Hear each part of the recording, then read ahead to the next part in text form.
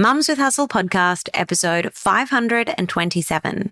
Welcome to the Mums with Hustle podcast, where you'll discover everyday mum entrepreneurs killing it in their industry. Learn the secrets you can replicate to create your own success with your host, Tracy Harris.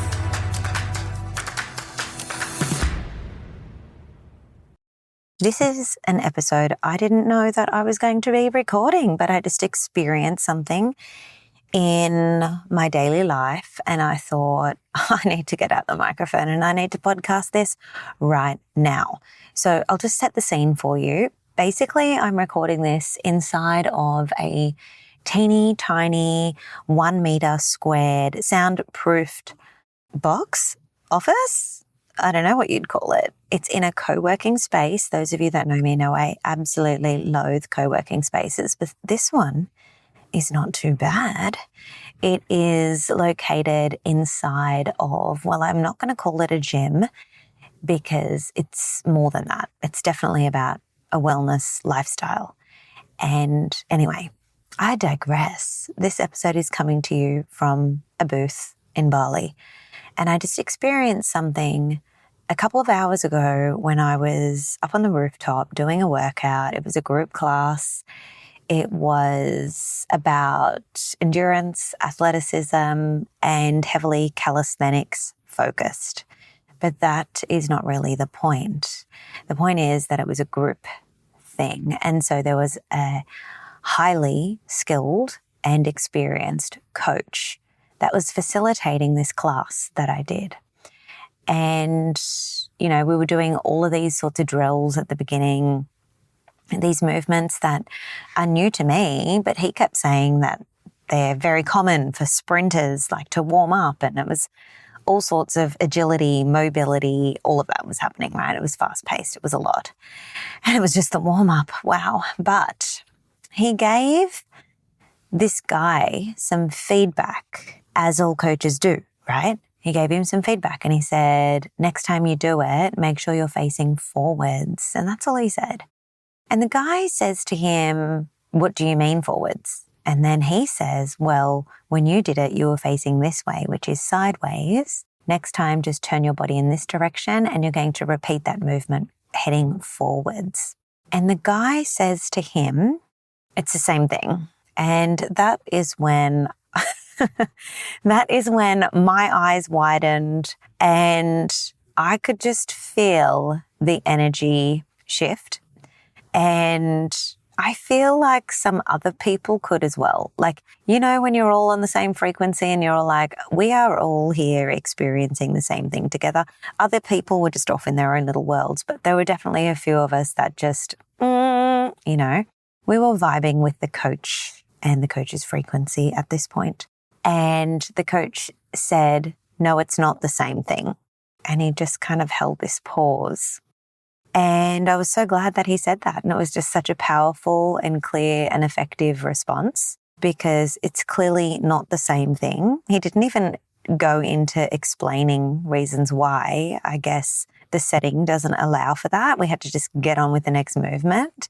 It's quite a fast-paced class. But what came up for me when I witnessed that, I was just thinking, dude, shut up and listen. You are here to be coached. So shut up and listen. And I know some people are going to, maybe not agree with me on this one, but I do believe that when you are paying to be coached at an elite level, at an elite institution, whether it's fitness, whether it's a coaching program that you have sought out and enrolled yourself in, whether it is, whatever, a traditional institution like a university or whatever, whoever is there to act as the guide and, the coach in this instance, the person with the most expertise and credibility in the room, the person that has programmed everything for you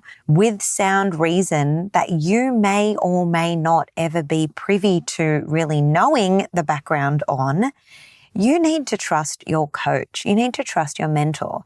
You need to shut up and listen at times. Not always whip into defense or excuses, but it's about listening more than you speak. Someone that I think is absolutely brilliant and contributed so much greatness to the world of self-improvement, personal development, leadership, life by design is Bob Proctor. Now, he's no longer alive earthside in a human body, but he used to say, and I know Tony Robbins says this as well, so many of the greats say this, but it's this concept of if you want to be truly great at something that you are not currently great at, if you want to achieve phenomenal results in an area of your life or in your business where you are currently not at an elite level and you are in pursuit of being a lifelong learner, you need to value feedback, number one. But the main thing that Bob Proctor used to repeat is that you need to listen and you need to do what your mentor says. Now, that can feel really scary and dangerous. It can feel like you're abandoning yourself. I'm not saying let's switch off all intuition. That's not what I'm saying. But I am saying that there is great wisdom in listening to your coaches, or at least feeling into yourself, like how open and coachable are you? That's a question for us to ponder. How open and coachable are you? Are you willing to change your own programming, your own paradigms, your own ways of thinking and being? How open are you to trying things in a different way? Because Bob Proctor used to say, you are in your current experience, you are living in the reality that you are living in right now because of your free will up to this point, because of your ability or inability to think well and live well and be discerning and make decisions.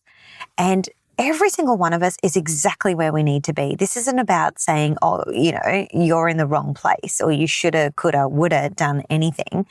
It's about acknowledging you're exactly where you need to be right now. But moving forward, if you want to create significant change in your business and significant change in your life, then you need to change the way that you're currently doing things.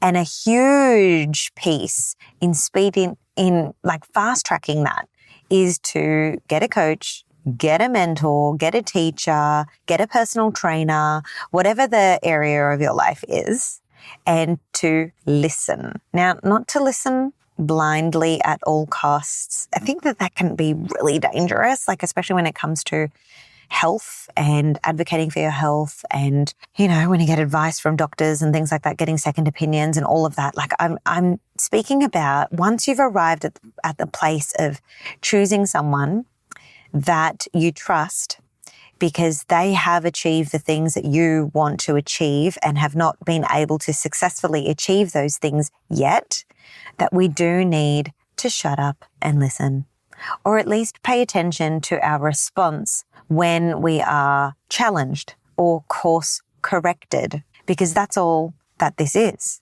And in the case of today, if this guy did not really want to be there for the purpose of being coached or getting feedback and having his technique, I guess, corrected, then why was he there? Like he clearly was there, I don't know, just to move without intention.